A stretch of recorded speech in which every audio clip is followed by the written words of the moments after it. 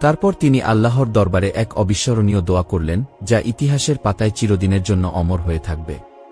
তিনি বললেন, হে আল্লাহ, আমি আমার দুর্বলতা, আমার অসহায়ত্ব এবং মানুষের কাছে আমার মর্যাদাহানির কথা তোমার কাছেই কাঁদছি। হে পরওয়ারদিগার, তুমি তো সবচেয়ে দয়ালু, তুমি তো নিঃস্বদের সাহায্যকারী, তুমি আমার রব। তুমি যদি আমার প্রতি সন্তুষ্ট থাকো, তবে আমি এই কষ্টের কোনো পরোয়া করি না। আমি তোমার নূরের আলোতে আশ্রয় চাই, যা সমস্ত অন্ধকার দূর করে দেয়। এই দোয়া করার সময় নবীজি সাল্লাল্লাহু আলাইহি ওয়াসাল্লাম এর চোখ বেয়ে অশ্রু গড়িয়ে পড়ছিল। তার দোয়া এমনই হৃদয় বিদারক ছিল যে আসমানের ফেরেশতাগণও কেঁদে ফেলেছিলেন।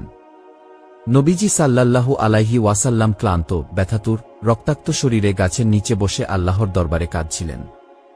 তার চোখ থেকে অশ্রু গড়িয়ে পড়ছিল, তার কণ্ঠস্বর কাঁপছিল।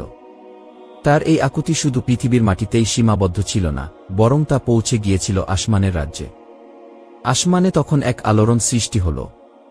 আল্লাহর নবী এইভাবে লাঞ্ছিত হলেন। তাকে তার জাতি তাড়িয়ে দিল। তিনি কি শাস্তি চাইবেন তাদের জন্য? ফেরেশতারা এই দৃশ্য দেখে শোকে স্তব্ধ হয়ে গেলেন। জিবরাইল আলাইহি ওয়াসাল্লাম দ্রুত আসমানে উড়ে গেলেন, আরশের মালিকের আদেশের অপেক্ষায় দাঁড়িয়ে রইলেন। আল্লাহ তাআলা জিবরাইল আলাইহি ওয়াসাল্লামকে নির্দেশ দিলেন, আমার প্রিয় বান্দাকে বলে দাও, আমি তার দোয়া শুনেছি। আমি চাই তিনি যা বলবেন আমি তাই করব। জিবরাইল আলাইহি ওয়াসাল্লাম আদেশ পেয়ে দ্রুত পৃথিবীর দিকে নামলেন। এদিকে নবীজি সাল্লাল্লাহু আলাইহি ওয়াসাল্লাম চোখ বন্ধ করে ধীরে ধীরে দোয়া করছিলেন, হে আল্লাহ, আমি আমার দুর্বলতা, আমার অসহায়ত্ব এবং মানুষের কাছে আমার মর্যাদাহানির কথা তোমার কাছেই কাঁদছি। হে পরওয়ারদিগার, তুমি তো সবচেয়ে দয়ালু, তুমি তো নিঃস্বদের সাহায্যকারী, তুমি আমার রব।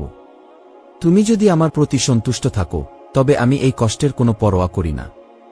আমি তোমার নূরের আলোতে আশ্রয় চাই, যা সমস্ত অন্ধকার দূর করে দেয়।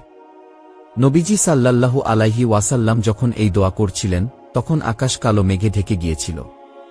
যেন পুরো প্রকৃতি নবীজি সাল্লাল্লাহু আলাইহি ওয়াসাল্লাম দুঃখ অনুভব করছিল। তখনই জিবরাইল আলাইহিস সালাম পৃথিবীতে অবতরণ করলেন।